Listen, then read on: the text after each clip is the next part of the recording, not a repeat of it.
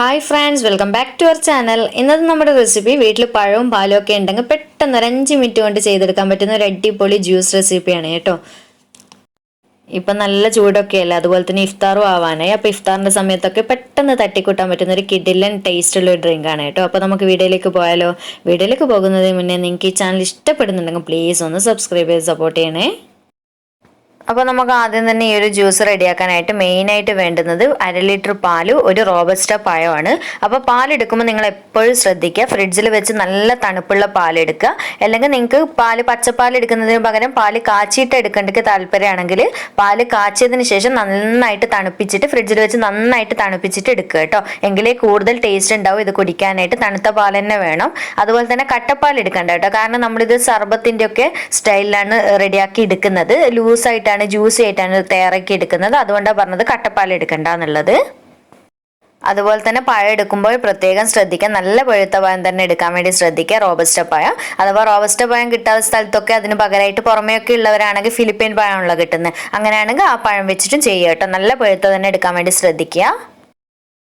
ഇനി നമ്മൾ എടുത്തു വെച്ചിട്ടുള്ള പാൽ ഈ ഒരു മിക്സിയുടെ ജാറിലേക്ക് ഒഴിച്ചു കൊടുക്കുക. ഇനി നമ്മൾ നേരത്തെ എടുത്തു വെച്ചിട്ടുള്ള പഴത്തിൻ്റെ നേരെ പകുതി ഭാഗം മാത്രം ഈ ഒരു പാലിലേക്ക് ഇട്ട് കൊടുക്കുക. എന്നിട്ട് ബാക്കി പകുതി ഭാഗം നമുക്ക് സൈഡിലേക്ക് മാറ്റി വെക്കുക, ലാസ്റ്റ് ആവശ്യമുണ്ട്. ഇനി നമുക്ക് ഇതിലേക്ക് മധുരത്തിന് ആവശ്യമായിട്ടുള്ള പഞ്ചസാര ചേർത്ത് കൊടുക്കുക. ഇനി നമുക്ക് നല്ല പോലെ ഒന്ന് അടിച്ചെടുത്തിട്ട് വരാം. ഞാനിപ്പോൾ നമ്മുടെ ജ്യൂസ് നല്ല പോലെ അടിച്ചെടുത്തിട്ട് ഈ ഒരു ബൗളിലേക്ക് ഒഴിച്ചു കൊടുക്കുന്നുണ്ട്. ഇനി നമ്മൾ നേരത്തെ പകുതി ഭാഗത്തോളം പഴം മാറ്റി വെച്ചിട്ടുണ്ടായിരുന്നില്ല, അപ്പോൾ ആ ഒരു പഴം ഇതുപോലെ ചെറുതായിട്ട് കട്ട് ചെയ്തിട്ട് ഇതിലേക്ക് ചേർത്ത് കൊടുക്കുക. കൂടെ തന്നെ ഞാൻ നേരത്തെ കുറച്ച് കസ്കസ് ജ്യൂസ് റെഡിയാക്കുന്നതിന് മുന്നേ കുറച്ച് കസ്കസ് കുതിർത്ത് വെച്ചിട്ടുണ്ടായിരുന്നു. 1 ടേബിൾ സ്പൂൺ കസ്കസ് കുറച്ച് വെള്ളത്തിൽ കുതിർത്ത് വെച്ചതാണ് കേട്ടോ. അപ്പോൾ നന്നായിട്ട് പൊങ്ങി വന്നിട്ടുണ്ട്. ഇനി അതും നമുക്ക് ഇതിലേക്ക് ആവശ്യത്തിനനുസരിച്ച് ചേർത്ത് കൊടുക്കുക. നിങ്ങൾക്ക് എത്രയാണോ കഴിക്കാൻ താല്പര്യം അതിനനുസരിച്ച് ചേർത്ത് കൊടുക്കുക. ഇനി നമുക്ക് ഇതിലേക്ക് നിങ്ങൾക്ക് ഇഷ്ടമുള്ള എല്ലാ നട്ട്സും ചേർത്ത് കൊടുക്കുക. കാഷ്യൂ, ബദാം, എന്താണ് ഇഷ്ടമുള്ള എല്ലാം ചേർത്ത് കൊടുക്കുക. അതിന് കറക്റ്റ് ഒരു അളവുമില്ല. നിങ്ങൾക്ക് കടിക്കാൻ ജ്യൂസ് കുടിക്കുന്ന സമയത്ത് ഇടയ്ക്കൊന്ന് കടിക്കുമ്പോൾ നല്ല ടേസ്റ്റ് ആയിരിക്കില്ല, അതിന് വേണ്ടിയിട്ടാണ്. അപ്പോൾ നിങ്ങൾക്ക് എത്രയാണോ ഇഷ്ടം അതിനനുസരിച്ച് ചേർത്ത് കൊടുക്കുക. നട്ട്സ് ഇല്ലെങ്കിലും കുഴപ്പമൊന്നുമില്ല കേട്ടോ, കഴിക്കാൻ നല്ല ടേസ്റ്റ് തന്നെയാണ്. അപ്പോൾ കയ്യിലുണ്ട് എന്നുണ്ടെങ്കിൽ ചേർത്ത് കൊടുത്താൽ കുറച്ചുകൂടി ഒന്ന് ടേസ്റ്റ് കൂടും. അപ്പോൾ ഞാനിതിൽ കാഷ്യൂ മാത്രമാണ് കേട്ടോ ചേർക്കുന്നത്.